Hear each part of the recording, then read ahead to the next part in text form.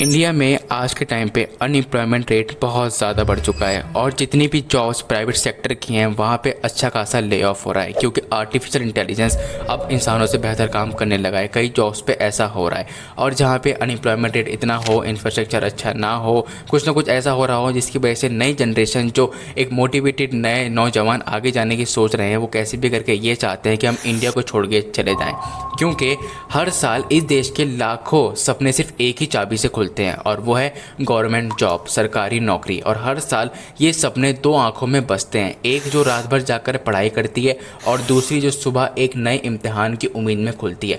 लेकिन इस बार ये उम्मीद, ये मेहनत और ये भरोसा सब दांव पर लग गया। सोच कर देखिए, जब आपकी पूरी ज़िंदगी एक ही कंप्यूटर स्क्रीन पर अटकी हो और वो स्क्रीन अचानक से बंद हो जाए, जब आपका एग्ज़ाम सेंटर आपके घर से हज़ारों किलोमीटर दूर हो और वहाँ पहुंचकर आपको पता चले कि एग्ज़ाम कैंसिल हो गया। ये कहानी है उन लाखों स्टूडेंट्स की जो अपने सपने पूरे करने के लिए निकलते हैं लेकिन जिनका सामना एक ऐसी दिक्कत से हुआ जिसके लिए वो बिल्कुल भी तैयार नहीं थे। ये कहानी है एसएससी के एग्ज़ाम में हुई घोटालों की, एक ऐसी दास्तान जहां स्टूडेंट के सपने और सिस्टम की लापरवाही आमने सामने खड़ी है। तो चलिए गहराई में उतरकर समझते हैं आखिर क्या हुआ है और अब इसका अंजाम क्या होने वाला है। ये पूरा विवाद शुरू होता है जुलाई 24, जब SSC selection post phase 13 exam शुरू हुए। कुछ ही घंटों में सोशल मीडिया पर शिकायतों का अंबार लग गया। चलो देखते हैं क्या क्या हुआ था। सबसे पहले था, एग्ज़ाम देने आए हज़ारों स्टूडेंट्स का दिल तब टूटा जब वो सेंटर पर पहुंचे और उन्हें पता चला कि एग्ज़ाम कैंसिल हो गए हैं। सोचकर देखिए, आपने ट्रेन या बस की टिकट ली, हज़ारों रुपए खर्च किए, अलग शहर में रहने का बंदोबस्त भी किया और आखिर में सिर्फ एक नोटिस मिला, एग्ज़ाम कैंसल्ड। स्टूडेंट्स को लगने लगा कि जैसे ये एक मजाक हो। पवन गंगा एजुकेशनल सेंटर और एडुकेसा इंटरनेशनल जैसे सेंटर पर तो पूरा एग्ज़ाम ही रद्द कर दिया गया था। और जिन स्टूडेंट का एग्ज़ाम हुआ भी उनकी तकलीफ अलग थी। सर्वर्स नहीं चल रहे थे, कंप्यूटर अचानक बंद हो रहे थे, माउस काम नहीं कर रहा था। कुछ रिपोर्ट्स तो ये भी कहती है कि एक क्वेश्चन रिपीट हो रहा था। एक एक सेकंड क्रूशल होता है कॉम्पिटिटिव एग्जाम में और यहाँ स्टूडेंट को आधी अधूरी सुविधाओं के साथ लड़ना पड़ रहा था। एडमिट कार्ड में स्टूडेंट को ऐसी जगह भेजा गया जो उनके घर से लिटरली 500 to 600 किलोमीटर दूर थे। इससे भी भयंकर सोशल मीडिया पर ऐसे केसेस सामने आए जहाँ स्टूडेंट को उनके स्टेट से बाहर तक जाना पड़ा। जब स्टूडेंट्स ने जो कि वहाँ पे एग्जाम दे रहे थे इन प्रॉब्लम्स पर आवाज़ उठाई तो उन्हें चुप कराया गया। कई जगहों पर तो सिक्योरिटी गार्ड्स और स्टाफ ने स्टूडेंट के साथ मिसबिहेव किया। कुछ वीडियोस वायरल हुए हैं जिसमें स्टूडेंट को धक्के मारकर सेंटर से बाहर निकाला जा रहा है, सिर्फ इसलिए क्योंकि वो उनकी परेशानियों पर सवाल उठा रहे थे। इन सभी प्रॉब्लम के पीछे एक ही वजह थी जिसने स्टूडेंट्स और एक्सपर्ट्स ने आइडेंटिफाई किया है, वो है द न्यू वेंडर एडुकेटी। एसएससी ने इस बार एग्जाम कंडक्ट कराने के लिए एडुकेटी करियर टेक्नोलॉजीज नाम की कंपनी को चुना। पिछले एग्जाम टीसीएस कंडक्ट कराती है। स्टूडेंट्स ने कहा कि इस कंपनी एडुकेटी एक ऐसी कंपनी है जिसका ट्रैक रिकॉर्ड काफ़ी ख़राब रहा है। मध्य प्रदेश, पटवारी एग्जाम और कई दूसरे एग्जाम में भी इस कंपनी पर मिसमैनेजमेंट और घोटालों के आरोप लग चुके हैं। यहाँ तक कि कुछ रिपोर्ट्स कहते हैं कि इससे डायरेक्टर जनरल ऑफ ट्रेनिंग ने 2020 में ब्लैक लिस्टेड भी किया। अब ये सवाल उठता है कि एक ब्लैक लिस्टेड कंपनी को इतने बड़े एग्जाम का कॉन्ट्रैक्ट कैसे मिला।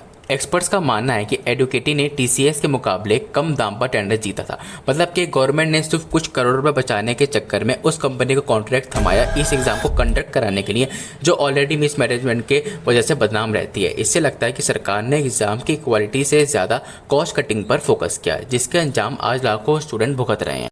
जब एग्ज़ाम अथॉरिटीज़ ने स्टूडेंट्स के प्रॉब्लम्स को नज़रअंदाज किया तो स्टूडेंट्स ने खुद आगे बढ़कर अपनी आवाज़ बुलंद की। दिल्ली चलो मूवमेंट, पूरे देश से हज़ारों स्टूडेंट और उनके टीचर्स दिल्ली चलो कैंपेन के तहत दिल्ली में इकट्ठा हुए। जंतर मंतर और सीजीओ कॉम्प्लेक्स, जहां एसएससी हेडक्वार्टर्स के बाहर बड़े बड़े प्रोटेस्ट होने लगे, जैसे कि नीतू सिंह के साथ साथ और भी कई सारे टीचर्स, पॉपुलर टीचर्स भी स्टूडेंट के सपोर्ट में आ गए हैं, जिससे ये मूवमेंट और भी बड़ा हो गया। उन्हें सोशल मीडिया पर वीडियोज़ और पोस्ट के जरिए स्टूडेंट की तकलीफ़ों को हाईलाइट किया गया।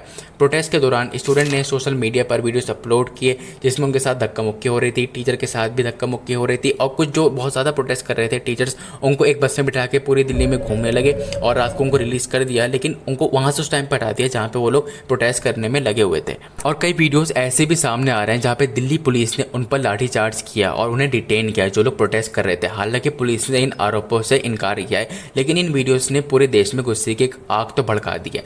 अब इतने बड़े स्केल पर प्रोटेस्ट और मीडिया कवरेज के बाद सरकार और एसएससी को एक्शंस लेने पड़े।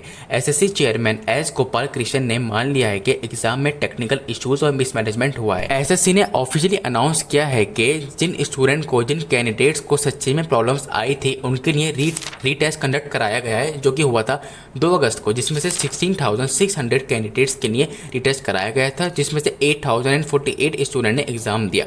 लेकिन स्टूडेंट का कहना है कि ये सोल्यूशन काफ़ी नहीं है। लेटेस्ट अपडेट के मुताबिक जब मैं वीडियो को रिकॉर्ड कर रहा हूँ, इन सब इश्यूज़ की जांच के लिए एक सेंट्रल इन्वेस्टिगेटिव कमेटी बनाई गई है। इस कमेटी का काम वेंडर परफॉर्मेंस और टेक्निकल फेलियर की जांच करना होगा। एसएससी ने यह भी कहा है कि वो फ्यूचर एग्जाम के लिए एग्जाम वेंडर्स को और भी केयरफुली रिव्यू करेंगे। इसके अलावा एग्जाम की इंटीग्रिटी बढ़ाने के लिए एआई बेस्ड सॉफ्टवेयर इस्तेमाल करने की भी बात चल रही है। तो देखा जाए तो हमारी जो गवर्नमेंट से, जो प्रोटेस्टर की जो गवर्नमेंट से अपील थी कि ये एग्ज़ाम को रिकंडक्ट करवाया जाए, तो वो तो पूरी हो गई है। और अगर आप देखोगे आज के टाइम पे ये जो गवर्नमेंट है, कभी कभार ऐसा लगता है जैसे पैसे वैसे बचाने के चक्कर में कुछ ऐसा कर रही है जो नहीं करना चाहिए। जैसे कि ये जो फ्यूचर जनरेशन है, यही देश को आगे चल के चलाने वाले हैं और इनके साथ ऐसा मजाक नहीं होना चाहिए। अगर हम देखें अपने एजुकेशन सिस्टम को गौर से, तो आपको एहसास होगा इसमें कई सारे फ्लॉज हैं, बहुत कुछ गड़बड़ यहाँ पे हो रही है। जैसे कि यूपी में इस टाइम पे स्कूल मर्जर हो रहा है, काफ़ी स्टूडेंट के स्कूल जो है उनके घर से बेइंतहा दूर हो चुके हैं, और हर साल में एक नई ऐसी न्यूज़ आती है कि कोई ना कोई एक मेजर एग्ज़ाम जो है वो लीक हो चुका है पहले ही। और यहाँ तक कि कुछ तो एसएससी का भी मानना है कि कुछ एग्ज़ाम तो पहले लीक हो गए थे, कि स्क्रीनशॉट एक वीडियो आई थी।